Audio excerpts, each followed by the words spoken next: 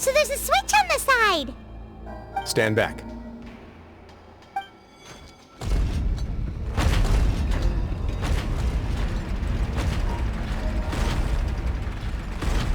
Whoa!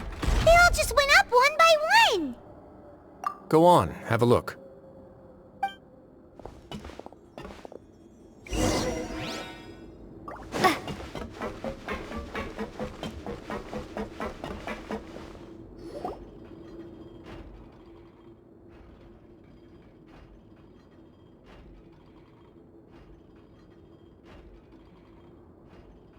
I've been interested in what lies beyond that gate ever since I assumed leadership of the Fortress of Meripede.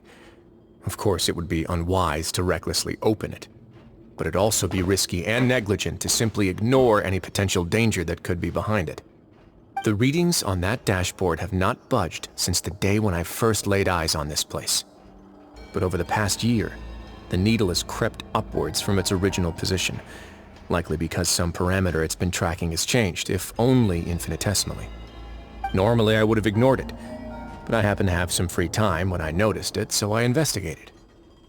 Any guesses what the reading could be tracking? Very reasonable guesses. I've considered both of those as well. Unfortunately, our dashboard is tracking something less ordinary. The temperature should vary with weather and climate changes, so for something that rarely shifts, the water pressure is more likely. We ran a few tests to increase the pressure from the outside, but the readings didn't change at all. Later on, a few more possibilities occurred to me, such as a potential connection with the primordial sea.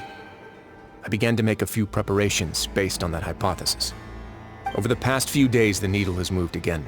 With that, and the symptoms that Fremine displayed after leaving the fortress, I can now confidently conclude that the readings represent the concentration of primordial seawater in the seawater nearby.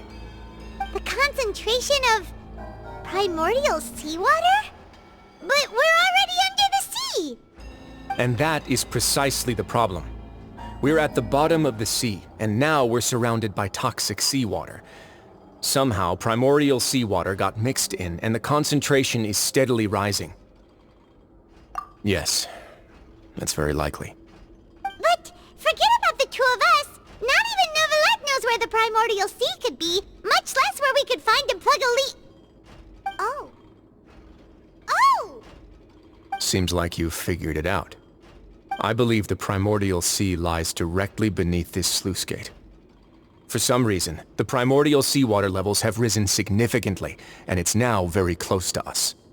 The indicators are now red. Although the gate still stands, some primordial seawater has already leaked out and mixed into the sea around us. If this continues, soon it will no longer be able to hold back the primordial sea at all. Yeah, you know what the legends say. If this place falls, then everyone in Fontaine will be turned into puddles in the span of a night. But that's just too weird!